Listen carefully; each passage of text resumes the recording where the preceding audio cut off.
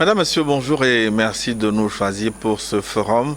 Aux urnes citoyennes, le jour d'élection est arrivé, jour de gloire, pour deux ou un des 12 postulants au trône français. Qui de Macron, Mélenchon, Le Pen ou Zemmour sera l'heureux élu ce soir, ou une surprise de dernière minute telle envisageable? Quels sont les scénarios possibles de ce scrutin finalement en suspense? C'est le sujet du jour et nous en parlons avec Louis Magloire Kemayo. Monsieur Kemayo, bonjour. Bonjour. Vous êtes journaliste et écrivain, habitué de ce plateau de New World TV. Habitué, surtout, je suis très content d'être là régulièrement quand je suis invité. J'espère que la contribution sera à la hauteur à la fois de l'événement et de la réputation de la chaîne. La France que vous connaissez de l'intérieur pour y avoir vécu durant plusieurs années. Oui, depuis au moins les années 2000. Alors, la première question, ça va porter sur le bilan du président sortant, Emmanuel Macron. Finalement, a-t-il été un bon président? A-t-il tenu ses promesses malgré les crises qui ont secoué son quinquennat, la crise des Gilets jaunes, mais aussi la pandémie de la maladie à coronavirus? Mais à la fin, la France est quelque peu debout. Ça veut dire que Macron a été un bon président. Non, vous savez, en politique, il est difficile d'avoir un bilan qui ne soit pas contrasté, contesté par les opposants, quels que soient les efforts que vous fournissez, quelle que soit la sincérité avec laquelle vous agissez, il y aura toujours une opposition qui estimera soit que vous n'avez pas fait assez, soit que vous n'avez absolument rien fait. Donc ça, c'est normal en politique. C'est l'appréciation, la libre appréciation de chacun. Si on prend les choses les unes après les autres, au moment de son élection, le président Macron apparaissait comme le grand leader au niveau de l'Europe qui pouvait permettre à l'Europe de franchir un cap et de tenir la dragée haute aux Américains, notamment par rapport au président Trump qui était aux États-Unis et au regard de tous les autres chefs, que ce soit Merkel, que ce soit ses homologues anglais et les autres au niveau de l'Union européenne, il apparaissait véritablement comme le jeune, le nouveau, qui allait donner une nouvelle impulsion à la fois à la France, à l'Europe, et puis permettre d'avoir cette diversification des pôles qui ferait que la Chine et les États-Unis ne seraient pas les seuls grands sur la scène internationale. Ça a duré pendant un certain temps. Et ça a commencé à se fissurer quand est arrivée l'affaire Benalla. Et puis, ça a été encore plus grave quand il y a eu l'affaire des Gilets jaunes. Je crois que ça a été la pire affaire de sa présidence qu'il a gérée très difficilement. Ça a duré des mois et des mois. Il a essayé d'organiser un dialogue pour en sortir. Il a réussi peu ou prou. D'ailleurs, les résolutions qui ont été prises à la suite de ces grandes concertations nationales n'ont pas toutes été appliquées, notamment en matière d'écologie et de consultation des citoyens pour les décisions. Donc, on peut dire que de ce point de vue-là, le bilan est contesté. Mais sur le plan international également, il y a beaucoup de choses à redire. Oui, surtout en Afrique. Ce sera le deuxième chapitre que nous allons aborder, absolument. Son bilan sur l'Afrique, mais sur le plan intérieur.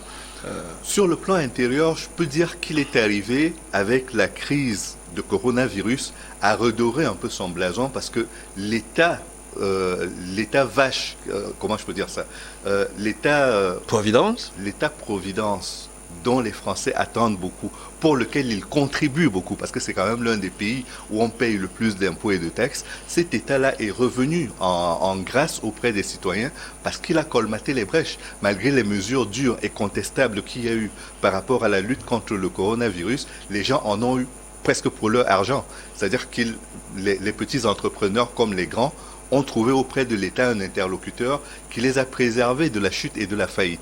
Et donc ça, certains lui en seront gré à la fin de ce mandat. Après, il y a sur le plan européen, puisque la France préside actuellement l'Union européenne et qu'à travers cela, on a vu la gestion qu'il a eue avec Vladimir Poutine concernant la guerre d'Ukraine. Il est également en train d'essayer de donner son impulsion. Il y a eu le sommet Union européenne-Union Afrique qui s'est tenu, au cours duquel il a également donné son point de vue. Bon, ça c'est sur le versant africain dont vous disiez que nous parlerons plus tard, mais je crois que sur tous ces sujets-là, il y a beaucoup de contestations, mais il y a également des faits qu'on ne peut pas contester, c'est qu'il a réussi à remettre l'État en place, il a réussi à préserver, à protéger les citoyens et les entreprises par rapport à la chute inévitable que leur promettait la crise de coronavirus. Mais Emmanuel Macron, il est arrivé au pouvoir il y a 5 ans, en 2017, très très populaire. Oui. À la fin de son premier quinquennat, on se rend compte que sa popularité a beaucoup baissé. Elle a baissé, mais quel président ne baisse pas dans les sondages? Parce que tant que Peut-être Obama, à la suite de son premier mandat, il était resté quand même très populaire. Oui, mais il reste populaire parce que dans une moindre mesure, il a pris des mesures qui ont limité la casse. Mais quand vous êtes dans l'action et que vous rénovez véritablement, il y a peu de chances que vous n'ayez pas des moments de chute de popularité. Mais ça, il faut choisir ces moments-là. Certains présidents vous disent, je préfère dès le début taper très dur. C'était le choix de Chirac, par exemple, taper très dur et être impopulaire pour qu'en fin de mandat, toutes les mesures que je prendrai et qui répareront en quelque sorte les erreurs ou la dureté que j'ai eue au début me permettent de rester. Certains vous disent non, peut-être que c'est à mi-mandat qu'il faut commencer à envoyer les mesures les plus impopulaires, mais c'est une question de choix, c'est une question également de tactique. Donc je ne peux pas vous dire que l'impopularité n'existe pas, c'est une donnée que les politiciens intègrent et qu'ils intègrent en l'injectant en dose préparée tactiquement pour ne pas subir le contre-coup des mesures impopulaires qu'ils ont prises. Donc en un mot, pour vous, on peut dire Macron, mention passable, mention assez bien, ou peut mieux faire. Mitigé.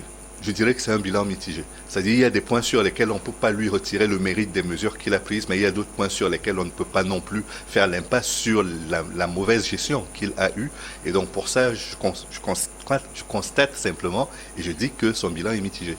Oui, mais un bilan mitigé pour un président dans un contexte international très difficile, autant dire que le pari pour lui a été réussi. Le pari réussit, mais j'oublie pas non plus les petites phrases. Quand vous dites aux gens il suffit de traverser la route pour trouver du travail, quand vous diminuez les retraites, les pensions des retraités, quand au fil du temps vous traitez les Français de mots pour lesquels ils ne peuvent pas avoir de la sympathie pour vous, je ne sais pas si ça peut être autre chose que de la maladresse et parfois même des éléments de contre-popularité pour vous. Donc le président Sarkozy en a payé le prix. Je ne sais pas si lui n'en payera pas le prix, mais on ne joue pas avec les mots de cette façon-là et on ne joue pas non plus avec la sincérité des gens.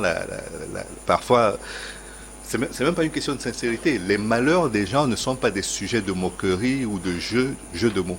Et par moments, il s'est laissé aller dans ces choses-là. Dire qu'il dépense un pognon de dingue pour la solidarité et que ça ne produit pas de résultats, ça veut dire très clairement, vous êtes pauvre et c'est tant pis pour vous. On a fait des efforts pour vous aider à sortir de votre pauvreté, mais c'est d'abord votre problème et nous, on n'est pas là pour ça.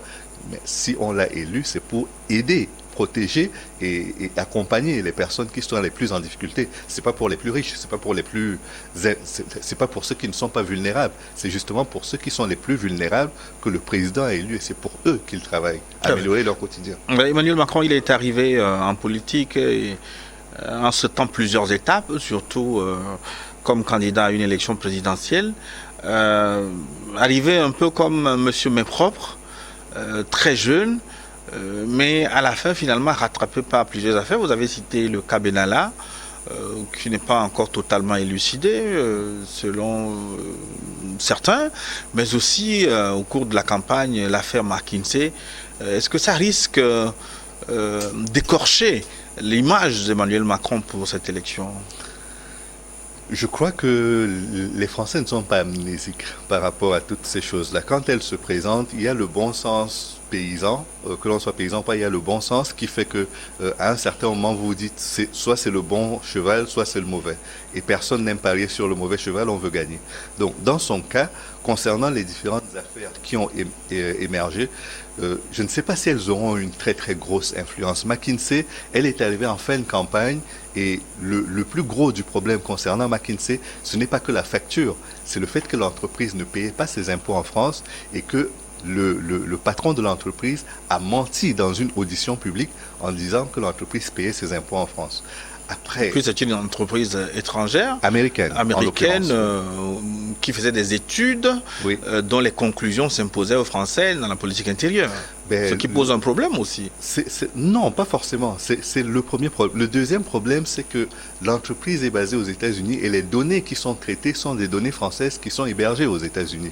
Ça posait des données parfois confidentielles. Des données confidentielles, Et puis la troisième raison pour laquelle cela a choqué un certain nombre de personnes, c'est que c'est une espèce de double emploi. vous avez une école nationale de l'administration en France qui est quand même le creuset duquel sont sortis beaucoup d'élites, notamment Emmanuel Macron lui-même, et qui donc fait à peu près le même travail que le cabinet McKinsey. Et certaines personnes n'ont pas compris pourquoi, alors qu'ils pouvaient s'adresser à l'ENA, le président français s'est adressé à McKinsey. Vous, en tant que journaliste, est-ce que vous comprenez pourquoi avoir fait ce choix?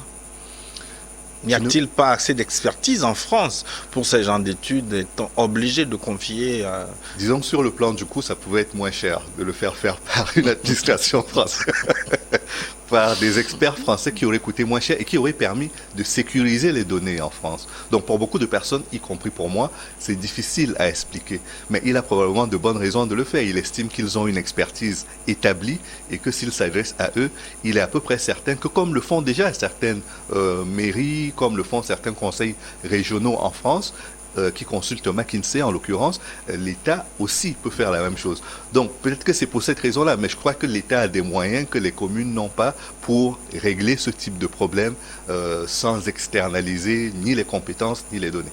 Mais est-ce que l'analyse ne peut pas être poussée loin? Parce que certains pensent que McKinsey, dans une certaine mesure, a aidé à propulser Macron au pouvoir. Est-ce que c'est ce que dit ce son n'est pas opposition. une forme de rétrocommission C'est ce que dit son opposition. Je n'ai pas les moyens de le vérifier. Ils ont travaillé bénévolement pour le président Macron pendant sa campagne. Ils l'ont accompagné ensuite, puisqu'il a signé un contrat une fois élu avec eux.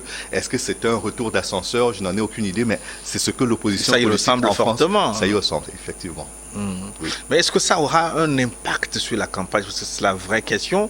On a vu les sondages vers les derniers jours de la campagne plonger quelque peu pour Emmanuel Macron. Est-ce que c'est dû à l'affaire McKinsey? Est-ce que ça va jouer? Parce qu'il était parti archi-favori. Hein. Oui. Maintenant, vers la fin, il y a une forme de suspense. L'écart n'est plus très grand par rapport à ses poursuivants immédiats, notamment par rapport à Marine Le Pen du Rassemblement national. Est-ce que cet écart va être si faible que pour un second tour, vu les réserves de voix de Marine Le Pen, elle le batte si elle est qualifiée pour le second tour? Je n'en ai aucune idée. Ce qui est certain, c'est que l'élection est tellement imprévisible en France qu'on pourrait avoir un scénario comme en 2002, c'est-à-dire le président de la République en place qui se retrouve au second tour avec la candidate de l'ancien Front National qui est devenu le Rassemblement National. Et ça, ce serait un cas de figure assez non pas inédit, mais assez surprenant par rapport à la campagne qui a été menée tout au long et dans laquelle le président Macron n'a jamais été deuxième ou troisième pendant les sondages. Il est resté en tête pendant toute la période qui a précédé l'élection. C'est dommage qu'il n'ait pas eu une vraie campagne. La campagne a été en quelque sorte absorbée d'abord par le coronavirus, ensuite par la guerre d'Ukraine. Et donc ça fait qu'on n'a pas eu véritablement la capacité de juger les uns et les autres. Et lui-même, il est entré très tard en campagne, le président Macron. Donc tout ça fait que pour le moment, on n'a pas suffisamment d'éléments pour juger. Et même s'il y a des affaires, c'est pas aussi grave que pour les affaires de diamants de Valéry Giscard d'Estaing dans les années 80, qui lui avait coûté sa réélection face à François Mitterrand. J'évoquais tantôt la politique africaine de la France. Macron a-t-il réussi à tenir ses promesses, lui qui disait à Ouagadougou que c'était une nouvelle ère, que c'était la fin de la France-Afrique, c'est une nouvelle génération venue pour refaire les choses autrement. Au bout de son premier quinquennat, est-ce que les relations Afrique-France ont quelque peu changé selon vous? Là aussi, je dirais que c'est mitigé, mais est-ce que c'est plus mauvais que bon? Je commence par le mauvais parce que c'est ce qui m'a le plus marqué. J'étais à Ouagadougou pour ce discours à l'université et la première chose que j'ai remarqué, c'est le manque de respect qu'il a eu pour son hôte qui le recevait. Quand il est sorti et qu'il a dit qu'il allait réparer le climatiseur, ce sont des blagues qui peuvent passer quand on est entre chefs d'État et que ça reste dans ce cercle-là, mais quand on est en public, je pense qu'on n'humilie pas son hôte de cette façon-là. Pour moi, c'est le premier échec. Le deuxième échec, c'est que même si ça a été super bien préparé pardon d'utiliser ce terme vulgaire, mais même si ça a été très bien préparé par le Conseil présidentiel pour l'Afrique, la séance de questions-réponses et tout ce qui a accompagné cela, je crois que le président Macron, quelque part, a en quelque sorte voulu déployer sa politique africaine au détriment même de ses pairs africains, donner l'impression que la relation entre la France et les pays africains se ferait directement de l'Élysée vers les peuples africains, vers notamment la jeunesse africaine. Donc il n'y aurait plus d'intermédiaires en quelque sorte. Et pour moi, c'était un mauvais choix qui s'est confirmé avec le sommet Afrique-France de Montpellier, où il n'a pas invité les chefs d'État, mais s'est contenté de rassembler tous les jeunes, enfin une catégorie de jeunes qu'il a reçus venant de la société civile, venant des nouvelles entreprises et autres, pour discuter avec eux de l'avenir des relations entre l'Afrique et la France. Pour moi, ça déjà, c'était un verre qui était dans le fruit et qui s'est confirmé par la suite. Après, il y a eu la question du franc CFA. Le franc CFA, concernant l'Afrique de l'Ouest, il a décidé très courageusement d'y mettre fin et de laisser aux Africains le temps de s'organiser pour choisir une autre monnaie qui leur conviendrait plus et avec des accords monétaires différents, nouveaux. Même si certains pensent que ça a été un coup bas parce que personne ne l'invitait à mettre fin au franc CFA, la CEDEAO avait déjà son processus. Non, ce sont deux processus différents. Ils sont bien détachés. À la fin, il y a eu une confusion à cause du président Alassane Ouattara qui a donné l'impression que les courbes se rejoignaient. Mais c'est un processus qui a commencé dès les années 80. Ça fait plus de 30 ans que la CEDEAO réfléchit à une monnaie commune, que au-delà même, une monnaie unique, je parle de monnaie commune, au-delà même du fait de créer une monnaie à cet horizon-là, il était d'abord question de rassembler les différentes monnaies. Certains ont cru qu'au lieu d'aller directement à une monnaie unique, on pouvait faire un panier de monnaies par groupe linguistique, une monnaie pour les anglos, une monnaie pour les lusos, une monnaie pour les franco, et après on arriverait à une monnaie qui fédérerait l'ensemble de ces régions-là. Mais quand vous avez un géant comme le Nigeria, qui représente à peu près la moitié de la population, dont la CEDEAO ne fait que la moitié de la population, il est à peu près normal que ce soit avec le Nigeria qu'on discute d'une telle monnaie, puisque même dans l'euro qui a été fait, l'Allemagne est la puissance économique qui a porté la monnaie.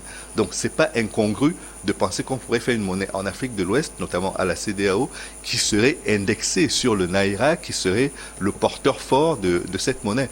Mais ce qui s'est passé, c'est qu'après la réunion de l'UEMOA et de la CEDEAO, le président Alassane Ouattara a donné l'impression que l'ECO qui était en préparation et qui n'est qu'une abréviation de ECOWAS, c'est-à-dire la CEDEAO en anglais, il a donné l'impression que c'était une volonté française et que la France imposait une nouvelle monnaie aux Africains qui remplacerait le CFA, mais qui n'aurait changé que sur le plan du nom. En sachant que Alassane Ouattara est souvent l'écho de la France, on peut dire quand même que c'était une tentative de déstabilisation. C'est une vraie déstabilisation, je crois, parce que ça a placé la monnaie dans une posture qui est très peu agréable par rapport d'abord aux citoyens francophones d'Afrique et par rapport ensuite aux différents partenaires qui sont associés dans la réflexion pour cette monnaie-là. Je crois qu'il a fait un très mauvais coup à ses pairs et aux populations d'Afrique francophone. Mais ce sont des choses qui peuvent se réparer. J'espère que ce sera fait dans les prochaines années. Mais ça, ce n'est qu'une étape. La deuxième étape, c'est dans la gestion de la crise au Sahel. Ce n'est pas lui qui a décidé de l'envoi des troupes, le président Macron, mais il était déjà dans le cabinet du président Hollande quand cela a été décidé. Et il a lui-même reconnu à plusieurs reprises que ce qui a été fait en Libye a été fait dans l'illégalité totale et sans la concertation avec les pays voisins de la Libye. Et que si le foyer libyen n'était pas éteint, on ne pouvait pas rêver d'une paix durable au niveau du Mali et de l'ensemble du Sahel. Donc aujourd'hui, donner l'impression que certains pays sont de mauvais élèves dans la lutte contre le Sahel, comme il l'a fait pour le Mali, c'est de la mauvaise foi. Ce n'est que de la mauvaise foi. Et après, laisser l'escalade verbale prendre entre les autorités maliennes et une partie de son gouvernement a, de mon point de vue aussi, été un mauvais choix. On ne procède pas ainsi. Quand on est partenaire dans une lutte, on ne se lance pas dans les invectives. Regardons juste quelques mois après comment cela s'est passé avec le président Poutine. Le président Poutine a droit, malgré tous les reproches qu'on lui fait, au respect dû à son rang. Ce qui n'a pas été le cas ni pour le Premier ministre malien, ni pour le président, Monsieur Choguel Maïga. Donc, aucun des deux n'a eu droit à ça. Pourquoi ce deux poids, deux mesures? Après, il y a l'affaire Wagner, où on nous explique que les Maliens n'ont pas le droit d'engager des mercenaires alors qu'ils sont déjà en train de travailler en coopération avec la France. Mais que se passe-t-il en Ukraine, encore une fois? On appelle les citoyens à venir se faire enrôler pour lutter contre l'envahisseur russe. Des partenaires sortent de partout, y compris de France, pour aller aider l'Ukraine. Quand le pays est en difficulté, toute contribution est bonne. à partir du moment où elle vient pour aider à renverser la vapeur. Donc je crois que de ce point de vue aussi, ça a été un échec pour la France de considérer qu'elle pouvait être le maître qui dicte le choix des partenaires et le maître également qui dicte l'agenda dans lequel on fait les choses. La troisième chose, c'est l'opération Takuba qui a été lancée. La France choisit ses partenaires pour venir l'aider au Mali, mais n'en informe pas les autorités maliennes. Donc c'est sur le fait accompli. Parce que nous sommes là, nous choisissons qui va nous accompagner et nous vous refusons de choisir qui vous allez amener sur le terrain pour nous accompagner. Autre chose également, faire ce bilan des morts. Dire on a perdu une cinquantaine de personnes, vous devez avoir du respect pour ces personnes-là. L'Afrique a envoyé combien de soldats qu'on appelle tirailleurs aujourd'hui, sénégalais, a envoyé combien de soldats qui sont morts pour la France. Prenons juste le cas du Mali. 1000, ce serait trop peu. Et là, on a affaire à une cinquantaine de personnes. Et nous avons déjà une dette de sang vis-à-vis de la France. Et on ne devrait même pas avoir le droit de choisir les partenaires. Je crois que de ce point de vue également, il y a eu un mauvais choix de la part du président Macron. Et il ne faut pas mâcher les mots pour le dire. C'est de l'irrespect qu'il a eu vis-à-vis de ses partenaires maliens. Oui, c'est durant son premier quinquennat que la France est en train, entre guillemets, de perdre du terrain en Afrique, d'abord en Centrafrique. La situation aujourd'hui lui a complètement échappé. Et ensuite, le Mali qui se rapproche davantage de la Russie. Est-ce que ce n'est pas plus qu'un échec? Est-ce que ce n'est pas la fin d'une époque? Je considère qu'au-delà de la fin d'une époque, on est dans des choix qui reflètent aujourd'hui la place de la France en Afrique. L'administration française n'a plus de continuité dans sa politique étrangère sur le continent africain. Il y a très peu de spécialistes qui sont restés. Ceux qui semblaient les plus honnêtes et les plus aguerris ont été écartés parce que politiquement, ils ne convenaient plus aux personnes qui étaient là. Et les nouveaux qui sont venus n'ont pas d'expérience africaine à proprement parler. La France-Afrique n'était pas quelque chose à encourager, mais malgré tout, il y avait une relation qui faisait que, à cette époque-là, les gens qui échangeaient entre eux avaient des canaux de discussion discrets, mais efficaces quand ils travaillaient. Et je crois qu'aujourd'hui, ces canaux d'échange privilégiés que l'on avait entre la France et l'Afrique ont été complètement cassés et ont été surtout privatisés. Ce sont les entreprises aujourd'hui qui prennent le relais et ont l'historique des relations comme l'administration française n'en a plus. Et donc, du coup, les décisions sont prises de façon très technocratique et on a l'impression que ceux qui les prennent sont complètement hors sol. Et c'est pour ça qu'aujourd'hui, pour avoir à nouveau une relation authentique entre l'Afrique et la France, une relation mutuellement bénéfique, il faut des spécialistes, il faut des personnes qui ont à la fois l'historique, la compétence et la bonne volonté pour que cela se fasse dans les meilleures conditions et que ce soit bénéfique pour tout le monde. Oui, c'est d'emblée vrai que la contagion va vers d'autres pays. Le Burkina Faso, par exemple, qui a exprimé la dernière fois son envie de diversifier son partenariat. C'est un terme consacré. Non, c'est pas un tort. Quand vous prenez la France aujourd'hui, est-ce que la France ne coopère qu'avec les États-Unis ou qu'avec les pays africains? Oui, Elle coopère. C'est ce qui fait mal du côté de Paris. Mais ils ont tort d'avoir mal par rapport à cela. Ça devrait plutôt les réjouir parce que quand il y a une diversification des partenariats, ça signifie que l'argent qu'ils auraient dû dépenser à eux seuls, cette somme-là, elle est divisée par autant de nouveaux partenaires qui arrivent. Les efforts qui devaient être fournis pour le développement des pays africains, ils sont supportés par plusieurs partenaires et pas que la France. Le risque pour eux est réduit et le bénéfice pourrait être important également. Donc pour moi, c'est une erreur de considérer qu'ils sont dans une position de laisser pour compte juste parce que les Africains diversifient leurs partenariats. Mais cette réticence, est-ce que ça ne cache pas une forme de malaise? Parce que les nouveaux venus, on l'a vu dans le cas du Mali, même du Centrafrique, ou de la Centrafrique, comme vous voulez, l'arrivée des Russes a fait quand même engranger des résultats rapidement en un temps record. Faut pas oublier une chose. Certes, les résultats sont là, mais nous sommes au début d'une coopération. Et je ne suis pas certain que sur le long terme, ces résultats-là soient consolidés. Pour deux simples raisons. La première, c'est que la France et l'Union européenne restent les principaux partenaires financiers et économiques de ces différents pays. Qu'il s'agisse de la République centrafricaine, qu'il s'agisse du Mali, qu'il s'agisse du Togo, la plupart de ces pays ont pour partenaires principaux soit la France, soit l'Union européenne dans son ensemble. Donc pour moi, ce rapport ne va pas changer dans les 10 prochaines années. Au contraire. Mais sur le plan sécuritaire, parce que c'est là le principal enjeu. Oui, non, je veux dire, faut pas donner l'impression que parce qu'on perd du terrain sur le plan diplomatique, on en perd sur le plan de l'influence l'influence économique, voire sur le plan de l'influence linguistique. On parle encore français dans ces pays-là. On discute encore en français, on utilise beaucoup d'appareils français et il y a encore des Français qui y vivent. Je ne veux même pas parler des binationaux. Donc, pour moi, cette question d'influence, elle est mal posée.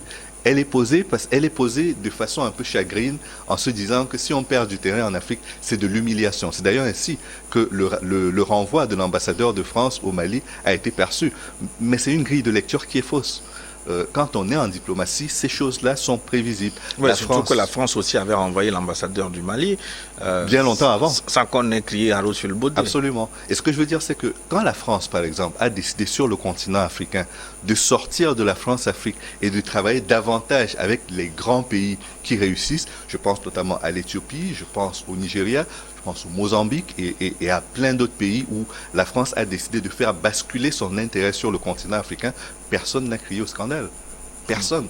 Donc pourquoi aujourd'hui, quand les pays africains décident de traiter avec la Turquie, avec la Russie ou avec d'autres partenaires comme la Chine, cela devrait être considéré comme un affront, comme un coup de poignard dans le dos. Avec des éléments de langage extrêmement violents. Est-ce que c'est là un des plus grands reproches qu'on peut faire à la diplomatie française tenue par un certain Yves Le Drian, le fait de considérer ce multilatéralisme choisi par les Africains comme une forme de défiance à l'égard de la France pour organiser une contre-propagande, pour parler il y a de eu une violation de droits. contre-propagande de façon très concrète en République centrafricaine, par exemple. C'est-à-dire que Et au Mali notamment. Non, je veux dire, ça a commencé avec la République centrafricaine, alors que le retrait était unilatéral. C'est-à-dire que la France a décidé de quitter la République centrafricaine, alors que les autorités centrafricaines demandaient le maintien de la force française sur place. Sangaris, parce qu'ils n'étaient pas prêts à prendre le relais, très clairement. Mais la France... Certains disent que c'est parce que le financement qui venait d'ailleurs va commencer par souffrir. Non, le financement français déjà souffrait, parce que l'État français n'était plus capable de financer et il faisait appel, notamment, c'est pas un secret, mais il faisait appel aux entreprises françaises basées sur place pour financer le coût de l'opération. Donc il y avait une espèce de partenariat public-privé à la française sur le terrain pour financer Sangaris. Au bout d'un certain temps, ça devenait... Sangaris financé par un autre pays africain, a-t-on appris Non, je veux dire, déjà au niveau des entreprises, la France, je veux limiter ça vraiment au niveau des Français eux-mêmes. Oui. Donc, la France a fait financer en partenariat public-privé l'opération Sangaris par les entreprises françaises sur place. Et donc, quand à un certain moment ça devenait intenable, ils ont dû partir. Et ça, malgré la volonté et le désir des autorités centrafricaines de voir Sangaris rester en République centrafricaine.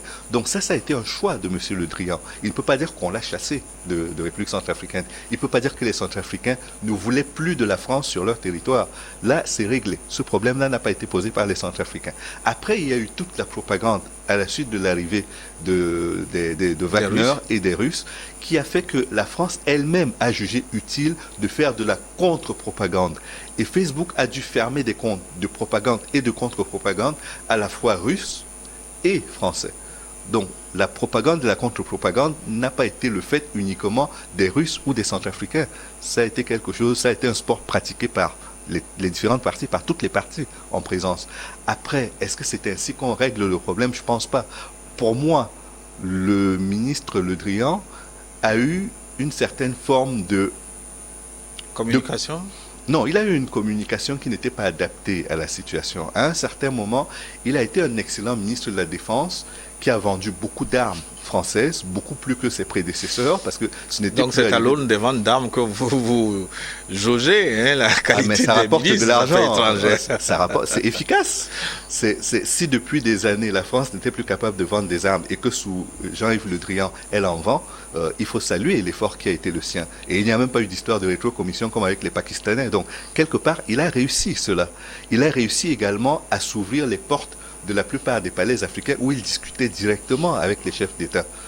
Et donc, de ce point de vue-là, c'était un super ministre au sein du gouvernement de François Hollande qui, après, a basculé dans la diplomatie, mais n'a pas eu la même efficacité, malheureusement. L'efficacité qu'il a eue au niveau du ministère de la Défense, il n'a pas pu la réitérer une fois qu'il est passé au ministère des Affaires étrangères européennes.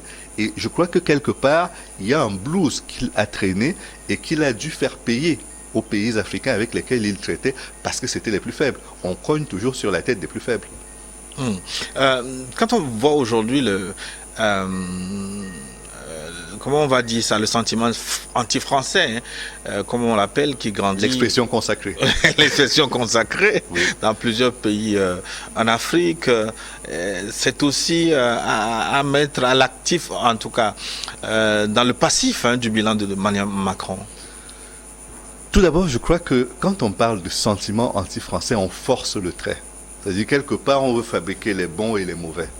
Dire il y a de bons Africains, il y a de mauvais Africains. Ceux qui veulent de la France sont de bons Africains. Ceux qui critiquent, qui ont un regard critique et qui estiment qu'il y a des choses que la France fait et qui sont condamnables, sont de mauvais Africains.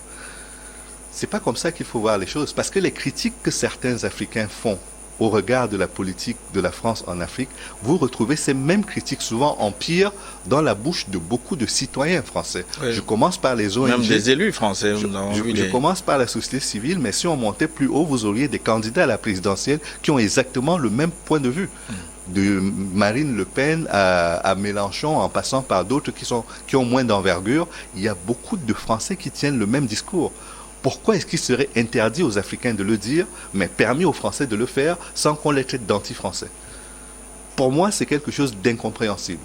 Soit vous estimez que les Africains n'ont rien à dire et doivent accepter tout ce que vous leur apportez et vous remercier, y compris quand vous leur écrasez les orteils, soit vous estimez que vous êtes en face d'un partenaire qui est capable de discerner le bon du mauvais et par moment de vous dire le mauvais, j'en veux pas, ou alors on change de cadre d'échange. On entre dans un ring et on commence à faire de la boxe, par exemple. Au moins là, les choses seront claires. On aura un vainqueur et un vaincu.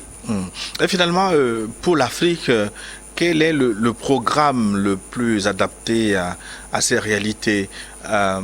Quel est le candidat de l'Afrique? Et le temps de rappeler aux fidèles téléspectateurs qu'ils peuvent bien participer à notre débat dans la seconde partie en nous appelant, en nous écrivant, comme certains le font d'ailleurs, au plus 228 96 46 10 31, plus 228 96 46 10 31. Est-ce que l'Afrique doit s'intéresser à ces élections en France? Selon vous, quel est le candidat qui ferait le mieux l'affaire, entre guillemets, de l'Afrique? Écrivez-nous plus 228 87 46 10 31. Donc la question à vous.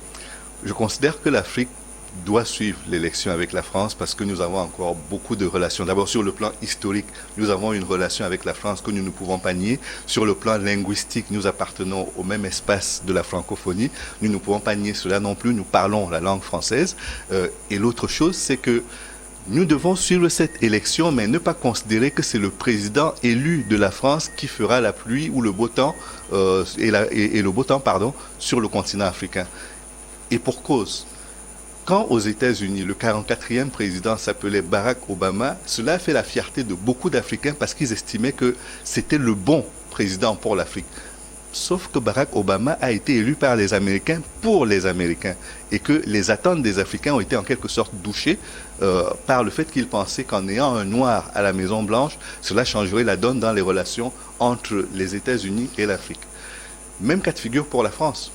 Il n'y a même pas d'Africains candidats. Enfin, je veux dire, il n'y a pas de personnes d'ascendance ou de descendance africaine candidate à l'élection présidentielle en France. Qu'est-ce que cela changera pour nous d'avoir un candidat élu par les Français à l'Élysée? Oui, est-ce que le discours de Jean-Luc Mélenchon, par exemple, ne tranche pas avec la politique traditionnelle de la France envers l'Afrique, lui qui prône, Jean-Luc Mélenchon, une décomplexification des relations France-Afrique?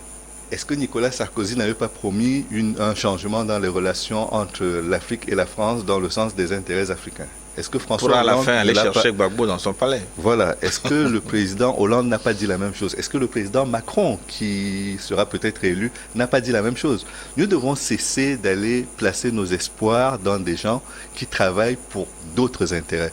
Ils aiment leur pays, ils travaillent pour leur pays, c'est tant mieux. Nous aimons nos pays, nous travaillons pour nos pays, rendons-les grands, rendons-les respectables sur la scène internationale.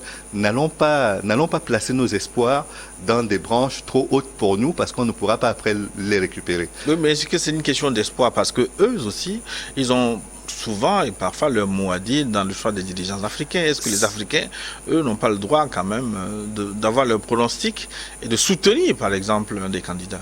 ils peuvent faire leur pronostic. Personne n'interdit à un Africain de dire qu'il vote pour Marine Le Pen ou qu'il vote pour Jean-Luc Mélenchon ou encore pour Emmanuel Macron. C'est le droit le plus absolu. Mais je veux dire, au niveau de l'État, la réflexion ne doit pas être celle-là. La réflexion doit être, on épluche les promesses des candidats, on essaie de voir à quel niveau on a des convergences et on ne se prive pas, comme le font déjà la plupart des pays, d'avoir une diversité de contextes.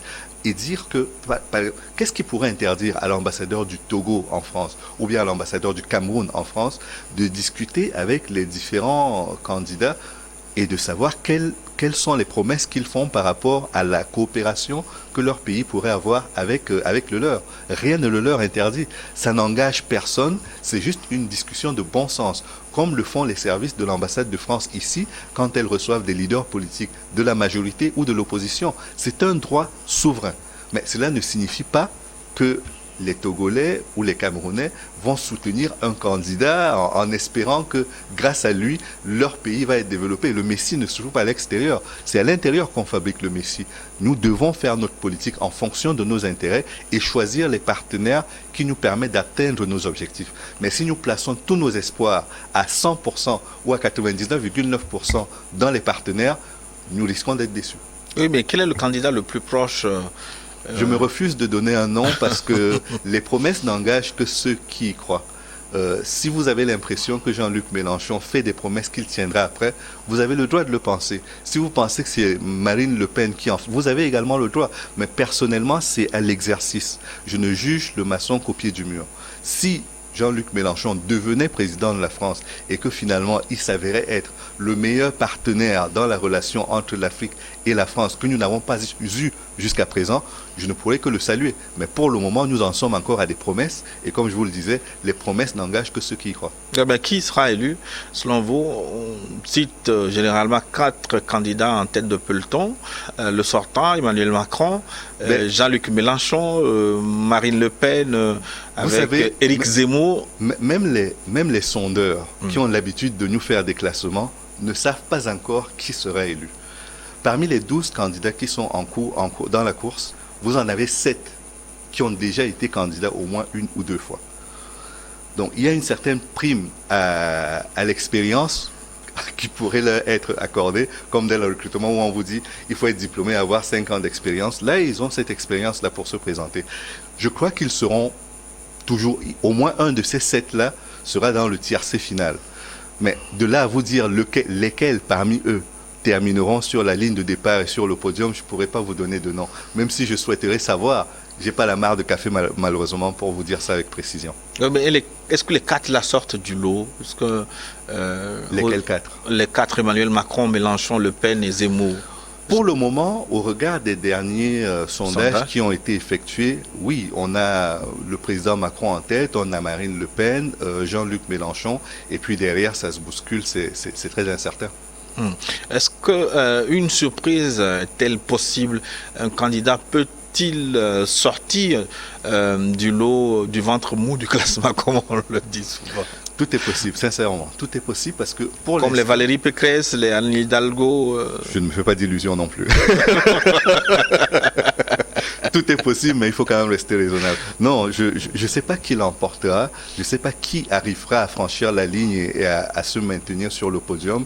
Mais je crois qu'il y a de fortes chances quand même que les plus expérimentés, ceux dont les programmes ont été plusieurs fois présentés aux Français, je pense qu'ils ont une certaine chance de passer. Parce que qu'on le veuille ou pas, le fait est que la France est un pays où il y a beaucoup de conservatisme.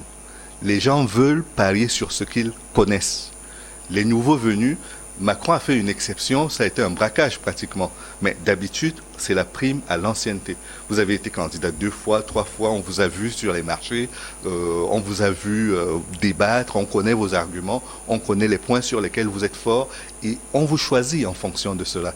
Mais quand vous êtes un nouveau venu, je ne veux pas avoir de mépris pour ceux qui viennent d'arriver, mais Éric Zemmour, vous allez amuser la galerie pendant un certain temps, vous servirez de lièvre pour que la course soit intéressante, mais au final, vous ne serez pas sur le podium. Et les sondages commencent par se jouer en défaveur d'Éric Zemmour vers la fin de la campagne. Ouais. Pour l'extrême droite, est-ce que c'est le moment ou à jamais de monter sur les plus hautes marches du perron?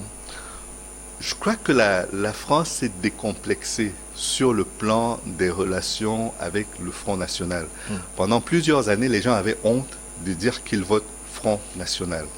Et c'était encore plus prononcé du temps de Jean-Marie Le Pen. Oui. Avec sa fille, il y a eu une espèce de normalisation du vote. Dédiabolisation. Dédiabolisation, comme on l'a appelé.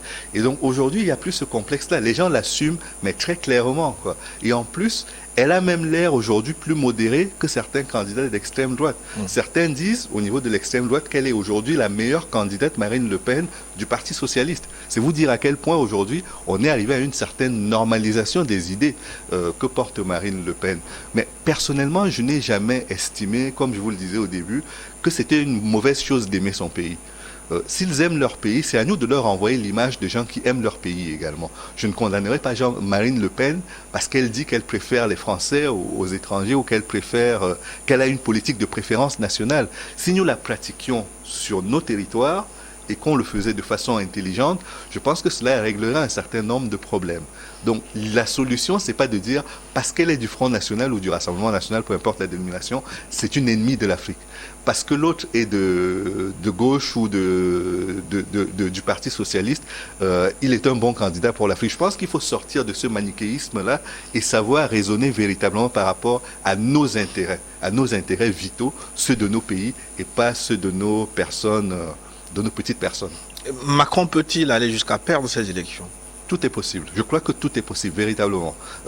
Parmi les 7 dont je vous ai parlé, qui sont les candidats les plus vieux, qui ont au moins 1 ou 2 participations à l'élection présidentielle, je pense que tout le monde peut passer. Tout le monde peut passer. Mais dans quel ordre, ça je ne saurais le dire. Encore une fois, je n'ai pas de marre de café pour lire. Au second tour, est-ce que Marine Le Pen, dont on parlait tantôt, n'a pas plus de chance parce qu'elle risque de rallier les voix de Éric Zemmour, les voix d'extrême droite, de prendre un peu à droite Valérie Pécresse, etc. Est-ce que ça, c'est pas un gros avantage pour Marine Le Pen? En politique, les ralliements ne sont jamais automatiques. Jamais. C'est-à-dire, c'est votre capacité. Et quand je dis cela, je pense au second tour qu'il y a eu entre Nicolas Sarkozy et la candidate du Parti Socialiste, dont j'oublie le nom. Alors, elle est arrivée au second tour et il était... Ségolène Royal, autant pour moi, oui. Je me souviens de ce second tour et de tous les efforts que Ségolène Royal a déployés pour récupérer, par exemple, un François Bayrou, qui était le faiseur de président ou de présidente à cette époque-là. Elle n'y a pas réussi. Pourtant, elle était à 2 doigts du palais de l'Élysée. Donc, les ralliements ne sont pas automatiques. Et même au sein de son parti, il y a beaucoup de gens qui ne lui ont pas facilité la tâche pour qu'elle devienne candidate et qu'elle fasse un résultat digne de ce nom. C'est pour ça qu'elle aussi, elle a fait un braquage à son époque en créant un mouvement qui a porté sa candidature, qui a mené sa campagne et qui lui a permis d'être au second tour. Donc, pour Marine Le Pen, aujourd'hui, il y a eu beaucoup de départs de son mouvement, de gens qui ont rallié Éric Zemmour. Est-ce que certains d'entre eux, en cas de second tour, reviendraient automatiquement à la maison et lui donneraient les voix qui lui permettront d'entrer à l'Élysée? Je n'en ai aucune idée. Ce que je sais, c'est que elle est aujourd'hui à un tournant de sa carrière politique. C'est où ça passe, où ça casse. Et c'est sur ça que mise beaucoup, notamment Éric Zemmour, en se disant, à la prochaine élection présidentielle, si Marine Le Pen n'a pas gagné en 2022, elle ne sera plus candidate. Et même si elle est candidate, elle ne sera plus audible. Donc, il faut préparer la relève et donc la candidature, de mon point de vue, d'un Éric Zemmour est une candidature de témoignage, est une candidature de préparation aux prochaines échéances pour prendre le leadership dans l'extrême droite française. Et c'est pour ça que pour moi, en cas de second tour, il n'est pas facile de prédire parce que si lui, il prépare l'avenir, il ne va pas servir également la soupe à Marine Le Pen pour qu'elle gagne. Il fera tout pour qu'elle ne gagne pas en sorte que lui, en 2027, il soit candidat et qu'il mise sur les ruines du Rassemblement national qu'il aura complètement siphonné cette fois pour devenir le seul candidat de l'extrême droite en France. Mais nous parlions comme si le second tour était déjà acquis. Non, vous m'avez lancé sur l'hypothèse d'un ralliement ou de certains ralliements. Et en même temps, ça va être difficile avec 12 candidats, qu'un d'entre eux sorte au premier tour. Je ne suis pas sûr. Je ne suis pas sûr. C'est-à-dire que ce qui est certain, c'est que la droite en France est majoritaire la plupart du temps. Mais très divisée, comme la gauche. Elle fut divisée, elle l'est de moins en moins. La droite a toujours été majoritaire en France. C'est pas effraction qu'un François Mitterrand devient président devant Giscard d'Estaing. C'est parce que Jacques Chirac, notamment, pèse de tout son poids pour empêcher l'élection de Giscard d'Estaing, que François Mitterrand devient président. Après Sarkozy, il perd également parce que sa droite est divisée. La droite, sa famille politique est divisée. Mais depuis qu'il n'y a plus cette division, aujourd'hui, vous avez Macron qui est président, mais il est quand même plus de droite que de gauche. C'est-à-dire, il est venu avec l'idée de, en même temps de gauche et en même temps de droite, mais il est plus à droite. Il est beaucoup plus proche de la droite que de la gauche. En fin de campagne, il a manifesté des velléités, des idées de gauche qui lui permettaient de fermer un peu, de réparer les blessures qu'il a effectuées avec les gilets jaunes et tous les autres. Mais il est fondamentalement un président de droite. Donc je ne serais pas surpris qu'un candidat de droite, qu'il s'appelle Macron ou qu'il s'appelle autrement, soit élu cette année au terme de l'élection qui est en cours actuellement. Et même si la vraie droite est un peu à la rue, représentée par Valérie Pécresse. Pourquoi vous dites la vraie droite ? Il y a une fausse droite? Non. Parce que Macron lui-même ne se réclame pas de la droite. Non, je vous charrie en disant ça. Non, vous avez raison. C'est-à-dire que la droite traditionnelle, aujourd'hui, est en très grande difficulté. Et c'est vrai que la candidature de Valérie Pécresse n'a pas rendu service à cette famille politique-là. Autant que celle de Anne Hidalgo pour le Parti socialiste. Ce sont deux grands partis qui ont régné sur la France durant la Ve République et qui aujourd'hui se retrouvent presque marginalisés sur la scène politique. Ça fait mal de constater que de grands partis se sont autant effondrés. Mais c'est le cours de l'histoire, c'est à eux aujourd'hui de reprendre les fondamentaux et de savoir comment ils s'adressent à leurs militants, comment est-ce qu'ils conquièrent de nouveaux militants. Mais on ne peut que constater aujourd'hui que ces partis traditionnels de gauche ou de droite ont complètement perdu pied par rapport à l'électorat. Louis Mangloire-Kemayo, nous allons marquer une pause pour une nouvelle édition du journal. On se retrouve dans une dizaine de minutes. On va analyser le taux de participation à la mi-journée qui ne décolle pas vraiment. C'est situé autour de 24-25%. Vous nous direz pourquoi. De même que les réponses à apporter aux téléspectateurs qui sont très nombreux déjà, commencez par vous écrire. Nous nous retrouvons dans une dizaine de minutes, mais là, c'est une pause pour une nouvelle édition du journal sur votre chaîne. À tout de suite.